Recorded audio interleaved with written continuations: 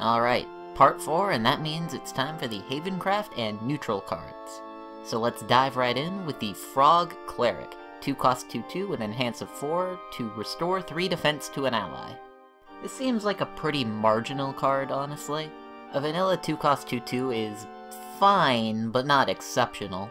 And a 4 cost 2/2 that heals for 3 is not amazing either. Obviously this card is meant for Alana decks, and Alana decks currently do have a kind of an awkward turn 4. At present, their only 4-drop is the Cudgel Priest, and for one thing that doesn't actually take advantage of the turn 3 Alana that you played, and for another thing, half the time you're going to be going first, which kind of wastes the potential of the Cudgel Priest. On top of that, their 2-drops are kind of weak. You have Unica, which half the time is about the same thing as being a vanilla 2/2, and then you have the Rabbit Healer, which is a very weak turn to play, both because you want to save it for later, and also because it has 1 health. So maybe there's hope for this card. Maybe. If I had to bet, I would still say no, but it could maybe happen. Next up, we've got Luxwing Reno, 2 cost 2/2 with a clash of dealing 1 damage to the enemy leader, and also does 1 damage to the enemy leader when you evolve her. This card is quite amazing for an aggressive deck like Garuda Storm. It's a 2-drop that you can play on curve, and it has a definite effect towards killing your opponent. Like all of the other Clash cards, it does have a weakness to removal, and that does suck a little bit. So in that respect, Mind You does probably still have a place in the deck, but Reno actively furthers your game plan and is also a very powerful card to evolve, because then you're getting 1 damage from the evolution, 1 damage from the clash, and probably a 3rd damage from a 2nd clash. So she just seems like a very obviously powerful card, and I think we'll definitely see play. Next up, we've got Damus, Oracle of Iniquity, 3 cost 3/2 with a very interesting effect. Whenever an enemy follower attacks, destroy that follower at the end of the opponent's turn. So my initial thought upon seeing this guy was that he was kind of a soft ward against aggressive decks. They had to kill him or else rip their board. And in some respects he has upsides and downsides compared to being an actual ward. The upside is that he can be put behind a ward, which is a very awkward situation for your opponent to be in. But the downside is that he doesn't actually have wards, so your opponent can just ignore him and go for your face if it's going to set up lethal for them. But one thing I'm not too sure about, and this very drastically changes my opinion on the card depending on if it's true or not, is if his ability takes place on an enemy follower that destroys him.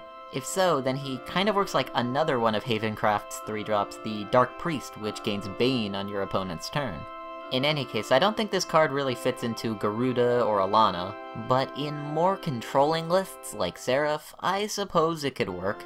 I kinda wonder if they would prefer to just put in a regular ward, but the fact that he kinda serves the same purpose in the early game against aggressive decks, and the fact that he can kind of hose a mid-range to control deck, especially if put behind a ward, means that he could possibly find a home. Next up, we've got a Countdown Amulet, the 3 cost Pegasus Sculpture. It's got a counterdown of 4, and at the end of each of your turns it restores 1 HP to all allies. So, I think I saw a lot of people decrying this card as being like, oh no, they're giving way too many buffs to Alana decks, wah wah. But honestly, I think this card kinda sucks. Like, Alana decks already have a problem with getting rushed down before they can actually get going. And the idea of playing Alana, then playing followers, then playing Pegasus Sculpture just seems like a ridiculous pipe dream to me in most games.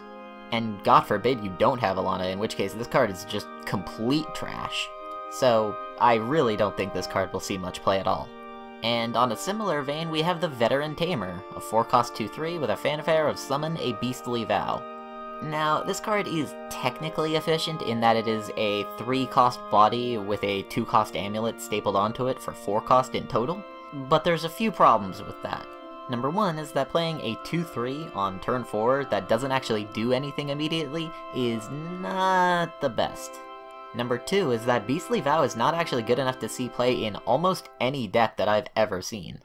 And number 3 is that if you play this card on curve, the Beastly Vow will pop on turn 6, which is the turn that you want to play Themis' Decree anyway.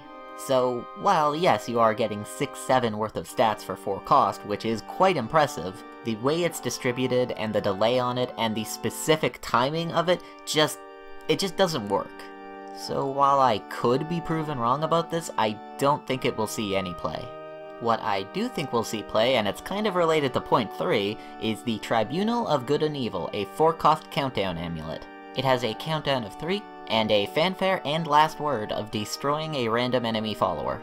At first glance, this just looks like a variant of Death Sentence, which does kinda the same thing, destroying 2 random enemy followers for 4 cost, but it has a few things going for it that make it quite a bit better, I think. The first and most obvious is that you can play it proactively.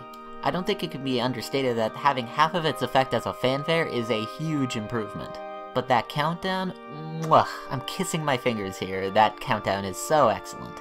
You play this on turn 4, you play Themis' Decree on turn 6, and now you've set up this really awkward situation for your opponent where they want to play followers, but they're just gonna get blown up by the other half of your tribunal. So I think this card will definitely see play in Control Haven decks. It'll probably see play in the Alana Seraph decks and even just the regular Alana decks. And it might even be tried in Garuda Storm. That one's a bit of a stretch, but they do sometimes run Themis' Decree, and it's a very powerful effect. Next up, we've got the Ancient Lion Spirit, 5-cost 4/5, with an evolution of deal 2 damage to all enemy followers. Do take note, however, that it gains no stats from the evolution itself. So this is both a continuation of the powerful 5-cost evolution pattern that Games is going for, as well as a continuation of the, wow, Otohime is really good, let's print counters to her pattern. Granted, you do have to burn an evolution point to do that, but hey, nobody said Otohime was just going to stop being good. In any case, this guy does seem quite good, but we have to sort of think about if he's better than Cudgel Priest. And I think the answer is, it depends. Depending on the meta, sometimes you will want Cudgel Priest, sometimes you will want Ancient Lion Spirit, sometimes you might want both. It's worth noting that this guy is a bit less awkward to play with than Cudgel Priest because he is a 5-cost evolution, so he won't be sitting around in your hand on turn 4 when you're going first and you can't evolve your Cudgel Priest and you feel really awkward. So that is nice, although by the same token, they have basically the same stats. Cudgel Priest becomes a 4/5 when he evolves, so it's pretty comparable either way. But yeah, it might be a little bit meta-dependent, but I definitely think he will see at least some play. Next up, we've got the Valhallan General. 6-cost 3/3 with Fanfare, give an allied follower +3/+3, and Rush. So he's kind of like an upgraded version of the Sky Sprite, which is the 3-cost 2/3 that just gives an allied follower Rush. That card actually does see some play in controlling Haven decks, but I imagine this guy will see play in a slightly different deck. When I look at this guy, I kind of see Garuda's number 4 through 6. When you put his buff on something that already has Storm, you're effectively getting a 6-cost dude that does 3 damage to your opponent, hence a Garuda. He's a little bit worse in that he doesn't pop your amulets, and he's a little more situational because you actually need a dude that has Storm to play him, whereas Garuda can just deal 3 damage directly. But on the other hand, you can just use his ability on any old follower and fight for the board if that's the state of the game that you're in. The way I see it, a lot of Garuda decks are already running Gabriel, and I'm pretty sure this card's better, so I have high hopes for this card. Next up, we have Luxhorn Sarissa, a 7-cost 5/5 with Rush that cannot receive more than 3 damage at a time. So effectively, she must take damage twice at a minimum to be destroyed, or 3 times if she is evolved. She seems like not total trash, but way too slow. She does nothing for you against aggressive decks, and even against like mid-range decks, she's like okay, I suppose, but not that amazing. Maybe you try her out in a particularly controlling deck, but I don't think she makes the cut. And lastly, we have the Havencraft Legendary, the Eidolon of Madness.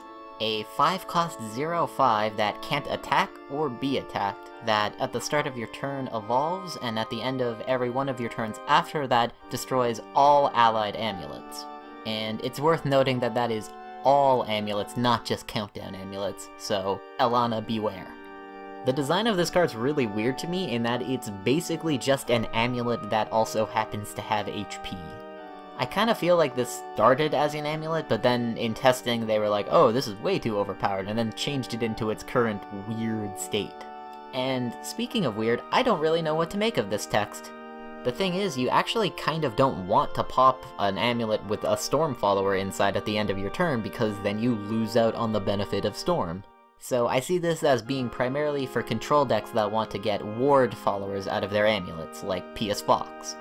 If you run this with Statute Seraph, then you're effectively doubling the rate at which you win the game after you played your Seraph.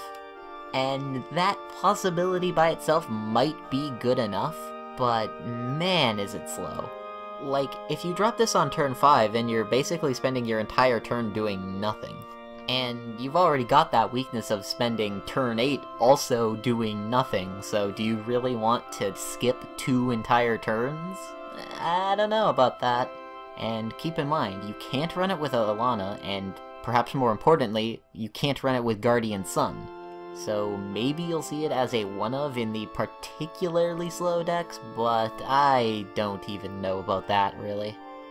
Anyway, that about wraps things up for Havencraft, so let's get into the neutral cards.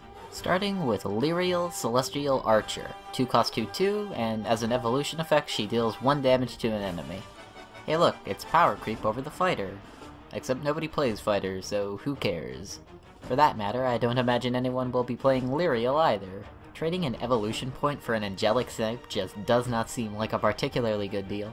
I mean, maybe you try her out in place of Unica in certain decks, but I highly doubt it. Next up, we've got Gourmet Emperor Kaiza, a 3-cost 2/2 with a fanfare of putting an ultimate carrot in your hand. And an ultimate carrot is a 2-cost 2/2 with a last word of putting another ultimate carrot in your hand. Wow, amazing, it's unlimited value, right up until he gets banished and then you're very sad. There's a part of me that wants to entertain the thought of putting one of him in a PTP deck to generate unlimited shadows, but no, that's a stupid idea. Worth mentioning though that he's probably pretty decent in Arena. Next up, we've got the Goblin Mage, 3-cost 2/2 with a fanfare of putting a random 2 playpoint follower from your deck into your hand. Ooh boy, so we've opened the floodgates, as it were. From now until the end of time / when this card gets rotated out, if that ever happens, we're going to have to deal with the possibility of being able to tutor for a 2-drop of your choice. That's a big deal because there are quite a few very powerful 2-drops that you might like to pull. Now, I'm not going to go into all of the possibilities because that would simply take too much time, but 2 cards that stand out to me as being particularly good to tutor for would be Rhinoceroach and Wildfang Dragonute in combo decks. The importance of a combo deck having its key combo pieces cannot be understated. So being able to effectively double the odds that you get the card that you need, whether by drawing it directly or getting it through this card, is a big deal. The only problem with that is that you can't run any other 2-drops if you want it to be a very specific tutor effect. And that is a problem considering how important turn 2 is. But as the game goes on, and more cards come out, and more options therefore open up, a card like this in the right deck becomes increasingly viable. As for our current state, it's hard to say. Forestcraft has some very powerful 2-drops, so cutting all of them just to be able to reliably tutor for our Rhinoceroach is sketchy. And I'm not even convinced that combo-y discard dragon decks will even be a thing. So I imagine people will experiment with it, and if it doesn't turn out to be OP now, rest assured, it'll probably turn out to be broken eventually. In a similar vein, we have Uriel, 4-cost 3/3, with a fanfare put a random amulet from your deck into your hand. A lot of what I said about the Goblin Mage applies to Uriel as well, however, I have much higher hopes for Uriel. As it is, there are already decks that rely on getting a specific amulet in play as their win condition. Now, sure, some of the more common examples of that have issues with Uriel, like Banner already has a tutoring effect in the Maid Leader, and a Seraph Haven deck would have to try to not run any of its countdown amulets, which is an intriguing idea, but probably not a good one, although I could maybe see an argument for trying it in a Alana deck. But in any case, like I said with the Goblin Mage, this kind of opens the floodgates, as it were. You can use it to get your Dracomancer's Rites, your Dire Bonds, your Midnight Haunts, your Dragonsong Flutes, and lest we forget that Path to Purgatory is an amulet too. So, for any other amulets that you see from now until this card stops existing, just keep in mind, if it's a win condition for you, you can put Uriel in your deck. Next up we have Fortune Hunter Fina. 5 cost 4/5, and as an evolution effect you put a Goblin Mage into your hand and change its cost to 0. So the way I see this card is that, say you're building a deck, and you put Goblin Mage in it because you need to tutor for a 2-drop, but you keep running into other late game control oriented decks that just seem to keep on outvaluing you. So you think to yourself, man, I don't need Goblin Mage to tutor for my 2-drop until way later on in the game, I'd much prefer to have a much larger body. That's basically all Fortune Hunter Fina is. She is the Goblin Mage effect that you are getting a bigger body with, but you have to pay an evolution point for it. Mind you, I don't want to gloss over that last part because having to pay an evolution point for the Goblin Mage is a big deal. In most cases, I think having the reliability of Goblin Mage's effect far exceeds having the potential bonus stats from Fina. The only real case that I could see for her is if you are running a deck that has a lot of really good 2-drops, and therefore you don't actually care that much about having the guaranteed Goblin Mage, just it's nice to have if you get it. I don't think that's a good enough use case scenario for Goblin Mage itself, but maybe it's good enough for Fina. In that situation, getting 7-8 worth of stats plus drawing a card for an evolution point is honestly kind of okay. Still though, if I was a betting man, I would bet on this card not seeing much play. Next up we have Goblin Breaker Tina, a 4 cost 3/4 with an evolution effect of dealing 2 damage to an enemy follower, but if it's a neutral follower you deal 5 damage instead. So, hooray, everybody gets a Dragon Warrior, -1 damage. The problem that I have with Tina is that every other class already has a powerful 4-drop evolution effect that is either strictly better than this card, or something that they would rather be spending their time doing. About the only case that I can make for it is that maybe you would run it in a follower-heavy Runecraft deck, because the Demon Flame Mage only does a 1 damage AoE, and maybe a 2 damage to 1 target is better, and maybe Merlin isn't quite good enough for you? But I don't know about that, all things considered. Really, there just aren't that many powerful neutral followers running around. Most of the time 5 damage would be massive overkill even if you did get it to activate, and even on something like Lucifer, like that's not enough to kill him.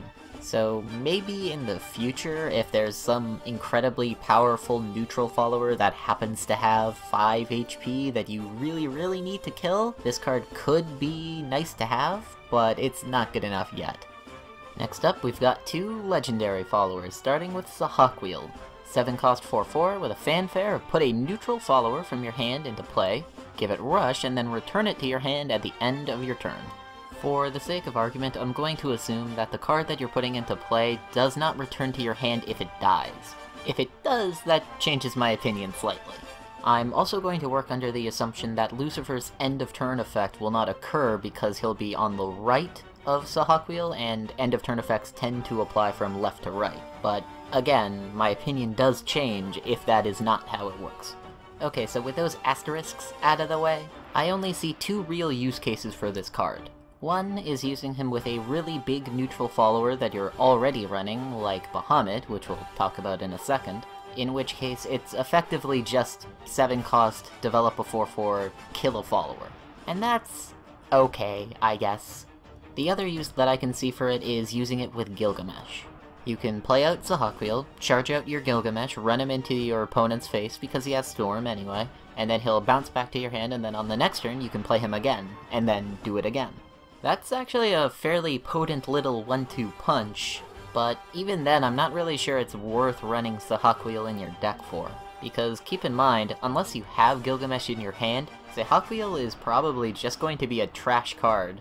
And for every time you get that little setup to work, there will be 10 other games where she's just completely dead. So maybe in future expansions, when there are more neutral followers that you can justify putting into your deck without compromising the overall quality, so that Sahawkwield has more possible targets and therefore is less likely to be completely dead, she might see play, but again, now is not her time, I think.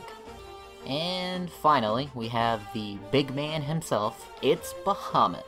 10 cost 13/13, with a fanfare of destroy all other followers and amulets, but he can't attack the enemy leader if there are 2 or more enemy followers in play.